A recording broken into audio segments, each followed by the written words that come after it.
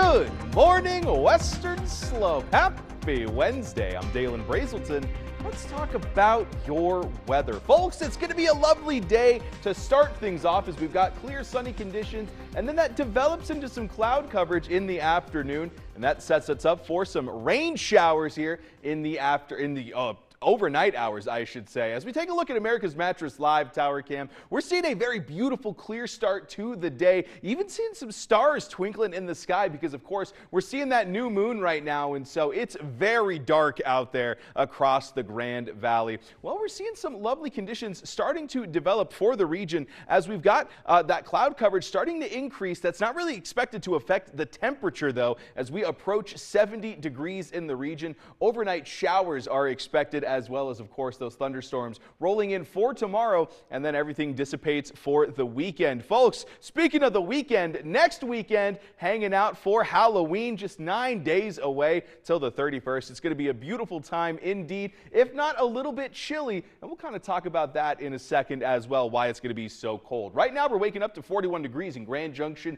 Paonia, and in Nucla. Meanwhile, Montrose, Delta, and Glade Park all seeing those 30s. Delta just 2 degrees above freezing to kick off the day, but that is definitely not the only case of that happening right now. Take a look at Gunnison, 22 degrees. Ooh, it's a chilly one over there. Now for that classroom forecast, that first bell's ringing to 42 degrees and sunny skies. Like we mentioned, that cloud coverage going to start pushing in for the afternoon and evening, and we're really seeing that with the after-school activities. 70 degrees expected with mostly cloudy conditions. That'll be pushing in into the mid to late afternoon hours. Meanwhile, the morning itself shaping up to be on the chillier side, 40 degrees expected, so grab that coat because we're not really going to start seeing warming until about 10 o'clock. 70 degrees expected to peak at about 3 p.m. and then just as quickly as it was here, well, we're dipping back into the 60s. For that dog walking forecast, we got Jazzy and Olive hanging out with us this week, and it's going to be a beautiful time to take your dog out for a walk. We got these clear conditions for the morning hours.